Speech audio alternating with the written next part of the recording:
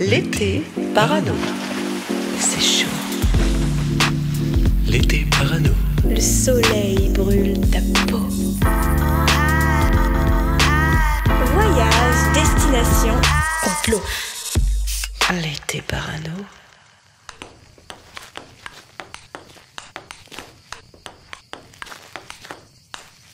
Ah, et t'as vu celle-là? Ouais.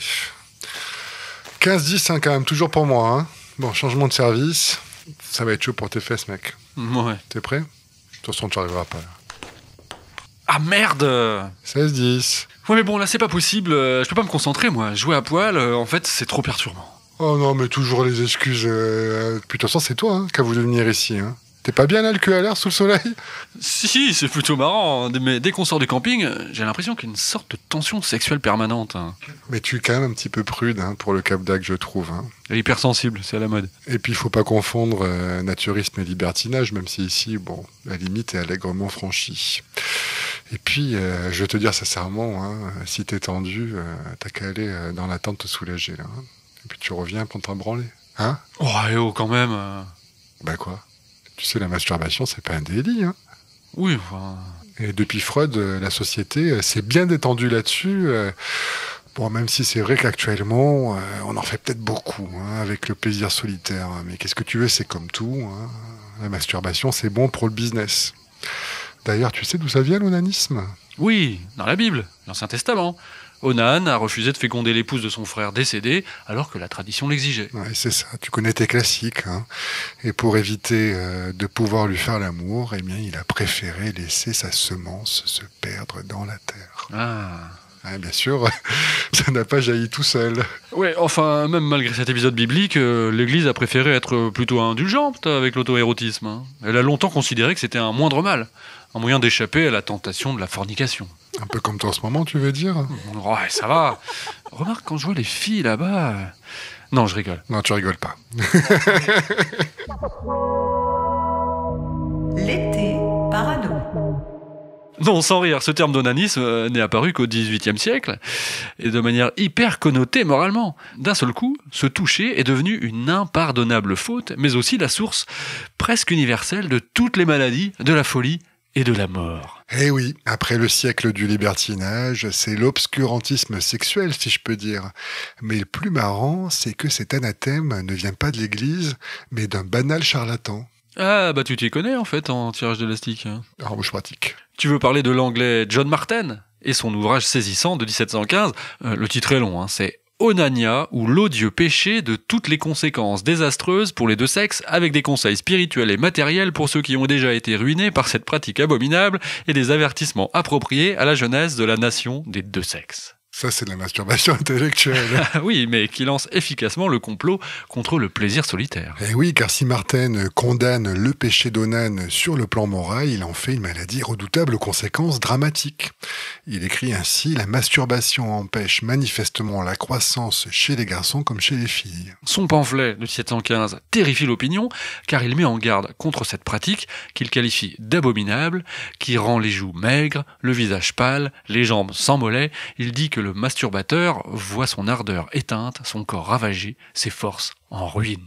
Et c'est là que se révèle aussi son côté charlatan, parce que après avoir dit cela, eh bien il propose un remède, un élixir, qu'il vend au prix de 12 shillings pour retrouver la vigueur perdue. Ah, le malin. Bon, c'est un peu gros, mais il a tracé le chemin de cette théorie du complot. Tous parano. L'été parano. 50 ans plus tard, en 1760, un Suisse du nom de Samuel Auguste Tissot, Oui, c'est un vrai médecin, lui, par contre. oui, en 1760, publie le livre qui fera date, intitulé « Onanisme » ou « Dissertation physique sur les maladies produites par la masturbation ». Cette mauvaise habitude, dit-il, perturbe le fonctionnement des humeurs corporelles, puisque le sperme, eh bien, c'est l'huile essentielle des liqueurs animales. Presque poétique.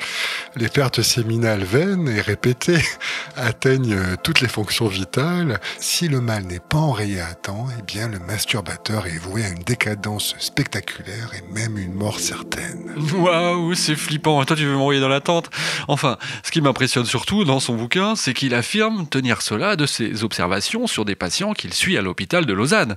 On a affaire à un raisonnement étayé par l'observation. Oui, le cas le plus éloquent, c'est celui d'un horloger. Étonnant métier pour un Suisse. Oui, alors lui, il était en bonne santé, et puis à l'âge de 17 ans, catastrophe. Il commence à s'adonner à la masturbation. Aïe, aïe, aïe, mauvaise idée selon le docteur Tissot. Le malheureux se sent faible après chaque acte, mais ne parvient pas à cesser cette habitude, une sorte d'addiction en fait. La déchéance commence.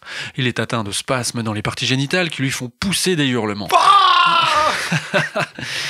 Il faiblit de semaine en semaine et perd totalement ses forces. Tissot le voit contraint de renoncer à son métier, incapable de tout, accablé de misère. C'est terrible, hein, mais ce n'est pas fini, car le docteur Tissot se rend à son chevet et il découvre, selon ses mots, je le cite, hein, « Moins un être vivant qu'un cadavre gisant sur la paille, maigre, pâle, sale, répandant une odeur infecte, presque incapable d'aucun mouvement, saignant même du nez, bavant. Il rendait, écoute bien, ses excréments dans son lit sans même s'en apercevoir. » Bref, à force de se toucher, il touche le fond, quoi. Oh. Et Tissot ne peut rien pour lui. Le masturbateur meurt de son péché en juin 1757. Avec une histoire comme ça, rien de tel pour saisir l'imagination populaire, hein. La peur et la parano se répandent. Et s'amplifie même durant tout le siècle qui suit, puisque Tissot a vraiment marqué les esprits, hein. La science médicale poursuit dans ce sens durant tout le 19e siècle. On croit alors fermement que la masturbation conduit infailliblement à l'épilepsie, par exemple, à la catatonie, ou même à la folie furieuse. Oui, il est prescrit pour la traiter l'utilisation de ceintures de chasteté, des camisoles de force, on pratique aussi la circoncision ou la cautérisation, et puis le temps passe et la fée électricité arrivant, on passe à l'électrochoc. L'été parano. Tous parano. Il faut pas être parano comme ça. Heureusement que toutes les personnes surprises dans cette activité honteuse ne subissent quand même pas ce triste sort. Mais il faut bien comprendre que c'est vraiment l'une des peurs majeures de l'époque, en tout cas, hein. On vient de parler de méthodes un peu radicales, mais à ce moment-là aussi, on essaye de prévenir ce fléau de manière plus douce. Oui, il est recommandé par exemple que les pantalons des garçons n'aient pas de poche profonde à l'avant, afin de les empêcher de se toucher les parties génitales avec les mains. À l'école, on interdit aussi les jambes croisées. Pendant ce temps, les filles, elles, ne peuvent monter à cheval ou utiliser des vélos. Parce que les sensations de ces activités, elles seraient trop similaires au plaisir donné par la masturbation. Au cours des décennies qui ont suivi, la théorie poursuit son évolution et la liste des effets secondaires s'allonge. On dit par exemple que la masturbation conduit à la cécité, fait pousser les poils longs comme des cheveux sur le dos des mains. Et oui, et ça va durer encore et encore, puisque Robert Baden-Powell, le fondateur du scoutisme, hein, dans une édition de 1914 de son livre Scouting for Boys, met lui aussi en garde contre les dangers de la masturbation. Selon Baden-Powell, pour fuir la tentation, il faut faire une bonne activité physique et fatiguer le corps. De nombreux remèdes ont été imaginés, y compris avoir un régime végétarien, complètement dépourvu de graisse animale. Un esprit sain dans un corps sain, hein, c'est un petit peu ça. Et cette approche a été promue par le célèbre docteur John Harvey Kellogg, à peu près à la même époque. L'été parano. Tous parano. Kellogg, célèbre pour ses flocons de maïs, hein, les Kellogg Cornflakes. C'est ça, ouais. C'est le même. Hein. C'était un militant zélé contre le péché de la masturbation. Une petite citation de sa part. « Ni la peste, ni la guerre, ni la variole n'ont donné des résultats si désastreux pour l'humanité que l'habitude pernicieuse de l'onanisme. » Dis donc, rien de moins. Bon, il a le sens de la formule. Hein. Et pour lui, cette activité, c'est littéralement mourir victime de sa propre main. C'est une belle phrase quand même. Il pense que la pratique du vice solitaire cause le cancer de l'utérus, les maladies urinaires, l'impuissance, l'épilepsie, la folie et un affaiblissement physique et mental général. Et en plus de ces régimes draconiens dont nous venons de parler, il conseille de traiter les adolescents souffrant de ces tentations en leur liant les mains et en couvrant leurs parties génitales avec des caches brevetées. Oh, ils auraient dû mettre ça en cadeau dans les paquets de cornflakes en fait. Et pour l'achat de 10 paquets, vous avez une cache brevetée et des gants pour la nuit. Bon, il met en avant aussi les bienfaits des chocs électriques et de la circoncision, mais sans anesthésie, faut la sentir passer. Bon, ça c'est commun, hein. Ouais, enfin, c'est pas toujours la fête au petit déjeuner avec Kellogg. Et puis surtout, il met en garde les parents contre l'habitude de masturber les garçons pour les calmer. Comment ça? Oui, mais Quoi, tu sais pas? Non. C'était une pratique assez répandue à l'époque, en fait, dans les bonnes maisons. Pour te donner une petite idée, les nounous, les servantes, eh bien, elles masturbaient les petits-enfants le soir pour qu'ils trouvent le sommeil. Eh ben, toi qui as l'air d'y connaître, tu dormais bien? Oui, mais j'ai l'impression que ça éveille quelque chose chez toi. Tu passes à côté. Je me dis, ça c'est de l'éducation sexuelle. Tu hein. passes à côté de quelque chose. Hein. Bon, enfin, tout ça, ça se passe au XXe siècle, hein, avec l'arrivée de la psychanalyse qui, évidemment, s'intéresse au plaisir solitaire. Oui, pour le meilleur et pour le pire. Débute alors un premier tri entre la bonne et la mauvaise masturbation, justement. Et puis c'est comme toutes les bonnes choses, hein, il ne faut pas en abuser. Je caricature un peu, mais bon, c'est un peu l'idée. Et puis le temps passe encore, hein, et arrive la libération sexuelle. Ah oui, et le début de la sexologie qui conclut alors que la masturbation est un comportement instinctif, tout à fait naturel pour les hommes et les femmes, et ce depuis le plus jeune âge. Il paraît même que les fœtus se donnent du plaisir quand ils sont encore dans le ventre de leur mère, donc jouissons sans entrave. Oui, enfin doucement quand même, parce que les religieux ne lâchent pas l'affaire comme ça. En 90, par exemple, le grand mufti de l'Arabie Saoudite, ça dit quelque chose? Abdelaziz Abdallah Ibn Baz. Oui, je suis impressionné. Hein. Tu es en voie déjà d'être grand à placer. À juger que la masturbation provoque des troubles du système digestif.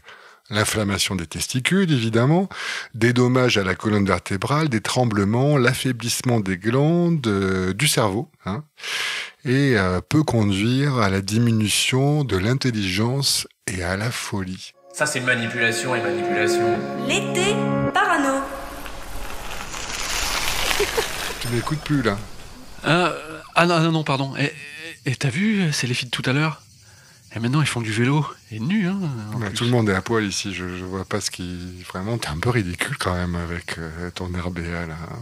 T'es sûr alors que tu vas aller faire une pause auto-érotique dans ta tente parce que... Mais non, pas du tout, t'es parano, quoi. Bon, tout va très bien, vas-y, serre. Il y a combien déjà? 16-10. Bon, de toute façon, hein, comme dit le bon vieux Baden-Powell, rien de tel que l'activité physique. Hein. Ouais, c'est ça, ouais. Bon. Puis, t'as raison, ça conserve en plus. C'est l'un des secrets de la longévité, non? Oh! Toi, tu distilles les indices sur notre sujet la semaine prochaine plus habilement que Sébal, hein? Ouais, c'est bon. Allez, vas-y, serre. Et nous, on se retrouve très vite avec un nouvel épisode de l'été parano. Voyage, destination, Complot. L'été parano.